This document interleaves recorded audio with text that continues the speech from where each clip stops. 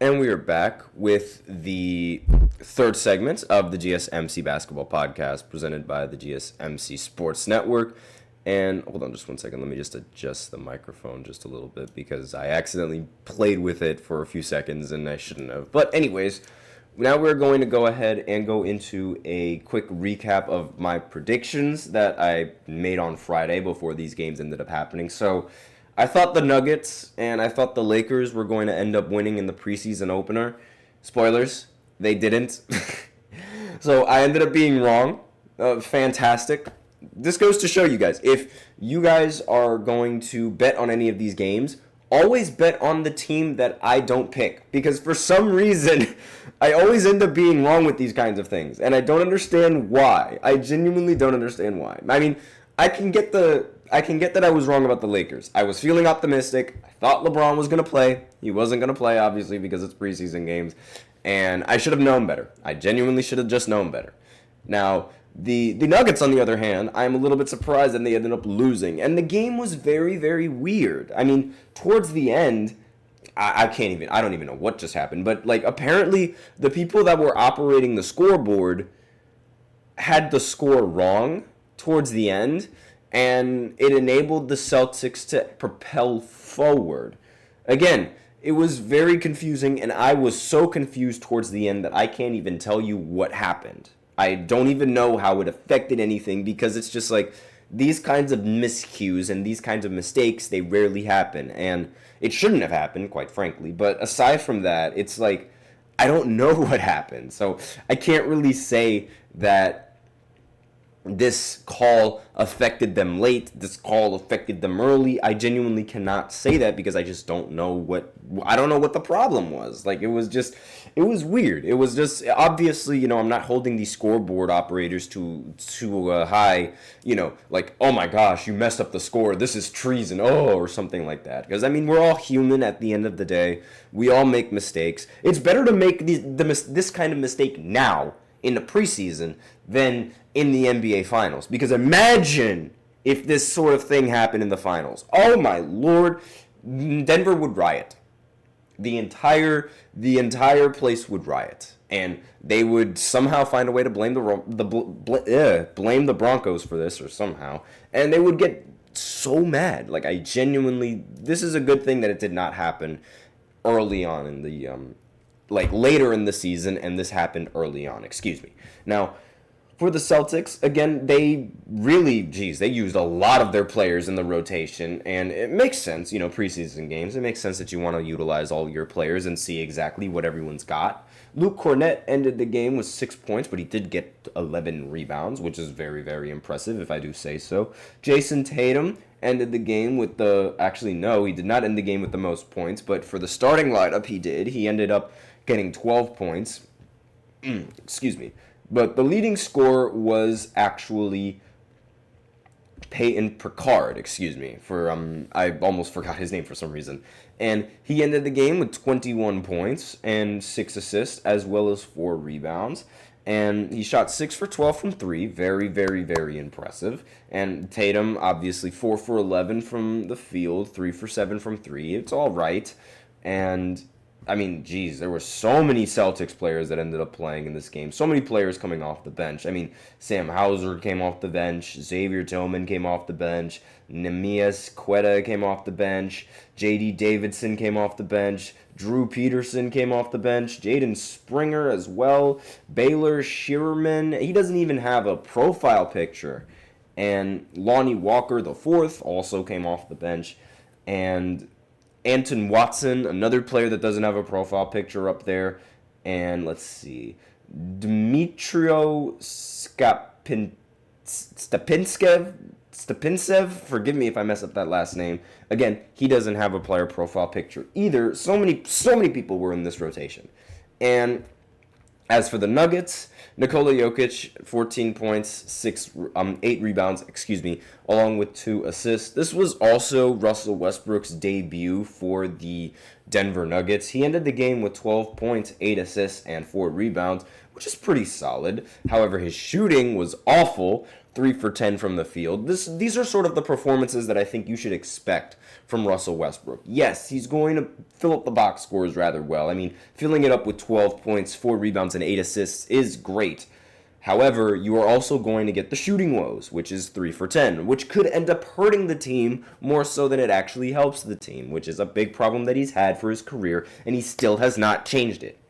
But aside from that, Aaron Gordon, 3 for 10 from the field, absolutely horrible. And Zeke Naji ended up, forgive me if I mess up that last name, ended the game 4 for 7 from the field with 10 points. And similar to the Boston Celtics, they had several players coming in and out of the rotation. They had Jameer Young, another player without a player profile. Peter Hooley, another player without a player profile. Spencer Jones, who has absolutely zero data available for him, which is ridiculous. Also PJ Hall, again, another player with zero data. And Gabe McLaughlin, another player with zero data. And it was just your average preseason game. Now, going on to the Lakers game, which I didn't really talk about all that much, they too had a couple of players in the rotation that you definitely did not hear of before, like Armel Traore, forgive me if I mess up that last name, Kyler Kelly, forgive me if I mess up that last name as well, and of course, I mean, the biggest and the most popular rookie on the planet, Bronny James Jr.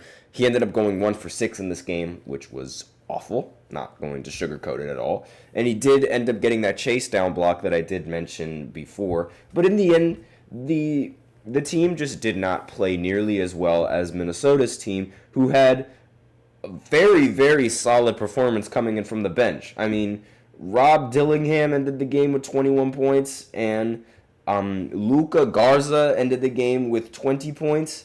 And let's see, Josh Minott ended the game, forgive me if I mess up that last name, he also ended the game with 22 points. And really, this was just a great game from a lot of these players. And Rob Dillingham also, a player that they ended up trading for in the draft. He shot 9 for 20, but he did end the game with 21 points. So, you know, it was a very, very solid performance coming in from everyone else and on the Timberwolves. Now, obviously, these are just, you know, bench players going up against bench players, so this doesn't really determine anything for the regular season, but it is just, you know, my prediction just ended up being wrong. In fact, the only prediction that I ended up getting right was the Jazz winning their game, but that's only because they ended up playing a team from Europe, so, or, excuse me, New Zealand, I should say, my bad, but, like, again, it's like, you know, you can't really... It was unfair. It was a terrible outing for me with these predictions, and I might as well go ahead. You know what? Since we do have a little bit of time, I will go ahead and cover the talk about the Saturday game, which was a close game. The Clippers ended up losing, to the Golden State Warriors, unfortunately, and the score was 91-90. Now, Steph Curry did not play all that much, only played 14 minutes, ended the game with 9 points, 2 for 8 from the field. Fantastic shooting from Steph. That is obvious sarcasm. And again, this was just another game where a lot of the bench started playing more minutes than the starting rotations. And preseason, that's sort of what you expect, because you have to sort of, as a coach, you have to see how these players respond to the moment and whether or not you can actually fit them in a rotation. And I mean, the starters, they combined for 30 points. The bench, and since there were so many people coming off the bench, they ended up scoring 61 points.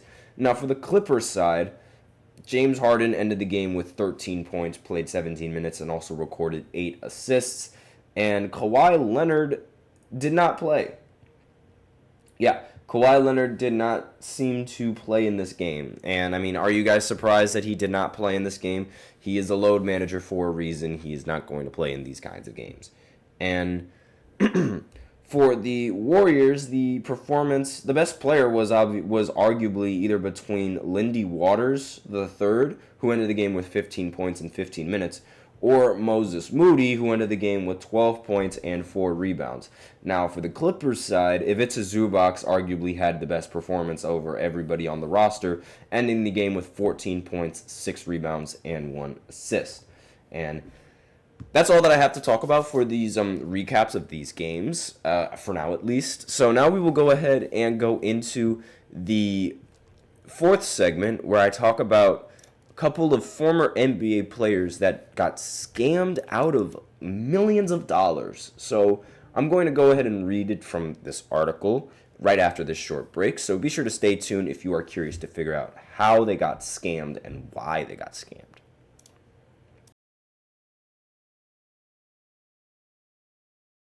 For the best and latest podcasts available anywhere, go to the podcast app on your cell phone and type in GSMC. To access free content-rich podcasts on health and wellness, book reviews, sports, entertainment, relationships, social media, movies, technology, finance, and even weird news.